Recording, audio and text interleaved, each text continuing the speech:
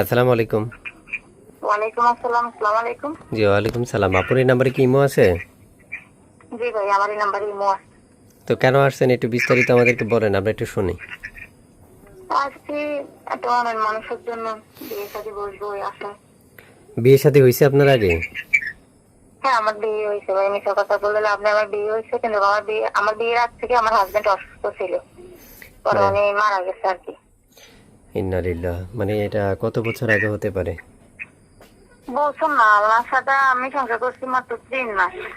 আচ্ছা, কারণ উনি বিয়ের আগ থেকে অসুস্থ ছিল, বিয়ের 3 মাস পরে উনি মারা গেছে। বিয়ের 3 মাস পরে উনি মারাই গেছে? জি। আচ্ছা, মানে এখন আপনি এটা মানে কেমন বয়সী একটা মনের মানুষ চাচ্ছেন আপনার জন্য, যদি একটু বলতে কেমন পারেন। বয়স বলতে, বয়সটা কোনো সাবজেক্ট না। বয়স বেশি হলে আমার তাতে কোনো সমস্যা নেই। সে যদি আমার পাশে থাকার মতো থাকে, হুম, সে যদি আমাকে ভালোবাসার মতো করে বাসে, আমি তার বয়সটা আমার কাছে কোনো সাবজেক্ট না। বয়স যেমনই হোক আমার তাতে কোনো সমস্যা নেই। মানে আপনার কথা হচ্ছে সে যেমনই হোক আপনার কোনো সমস্যা নাই? না। কেন সমস্যা নাই কেন, মানে অর্থাৎ যদি আপনার বয়স্ক হয় তখন আপনি কি করবেন? তাই একটা কম বয়সী ছেলের কাছে বিয়ে বসবো? আমার আগে একটা বিয়ে হয়েছে, ও আমার ফোঁটা দিবে, গায়ে হাত তুলবে, নানান রকমের কথা তুলবে। এর থেকে ভালো একজন বয়স্ক মানুষের কাছে বিয়ে বসবো, উনি আমাকে কখনো কোনো খারাপ কথাও বলবো না। আর আমার আগে বিয়ে হয়েছে না হয়েছে এসব ব্যাপারে কোনো ফোটাও দিবে না। এখনকার দেশ কিরকম, দেশের মানুষ কিরকম, এটা তো জানেন। এটাও বাস্তব, রাইট।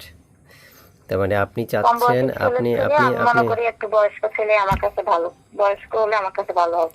হ্যাঁ, এই কথাগুলোর আবার একটু যুক্তি আছে। এখন আপনি চাচ্ছেন আর কি যে সে যেমনই হোক অন্তত যাতে অন্তত আমাকে যাতে বড় চোখে দেখে, খারাপ চোখে বা ছোট চোখে যাতে না দেখে, এতটুকু পর্যন্ত না? ওইটাই। আচ্ছা আচ্ছা, তো কারণ শুনতে আমাকে মানুষ মনে করে। হ্যাঁ, অনেকে আছে না, বউদেরকে মানুষ মনে করে না, ও মানুষ মনে করে। তাদেরকে সম্মান দেয় না, ইজ্জত দেয় না। কথায় কথায় গায়ে হাত তুলে ফোঁটা দেয়, কত রকমের কথা বলে, ছোট লোক এই সেই, বুঝেন নাই? তাছাড়া আপনি তো এখন বিবাহিত, আপনাকে হয়তো অনেক কথা বলতে পারে, জি, এটা সিম্পল একটা ব্যাপারে। এই জন্যই তো বলতেছি ভাই। আচ্ছা আচ্ছা আচ্ছা, তো প্রিয় দর্শক বিন্দু, আসলে ওনার যে কথাগুলো, এটাও একটা যৌক্তিক কথা, পরামর্শ। তো উনি আসলে চাচ্ছে যে মনের মতো একজন মানুষ। তো যাক, আপনারা কেউ যদি তার এই মনের মতো বা ওনার যে মন মানসিকতা, সেখান থেকে যদি আপনিও চান যে এই মন মানসিকতার একটা মানুষ আমিও চাই, তাহলে এখনই যোগাযোগ করতে পারেন। উনি কথা বলবে আপনাদের সাথে। আর আমার কেন জানি মনে হয় যে উনি আসলে খুব ঠান্ডা বা প্রকৃতির একজন মানুষ, চাই সবসময় মানে শান্তিতে থাকার জন্য, বা কাউকে নিয়ে সুখে অন্তত কাটাইতে পারলে ওনার জীবনটা খুবই ধন্য। তো ওনার জায়গা থেকে উনি যতটুকু কথা বিস্তারিত আপনাদেরকে বলার উচিত ততটুকু পর্যন্ত আপনাদেরকে বলে রেখেছে। বাকি তথ্যগুলো আপনারা তাকে যখন এই নাম্বারে ফোন করবেন, তিনি তখন আপনাদেরকে বলে ব্যাপারে সহযোগিতা করবে। থাকেন কোথায় বলছিলেন বোন? আমার বাড়ি নোয়াখালী, মাইজদিন। আচ্ছা ঠিক আছে, আমি মনে করি আর কোনো কিছু বলার দরকার নেই, আপনাকে দর্শক কল দেখ কি বলেন? ওইটাই। ঠিক আছে, ভালো থাকেন।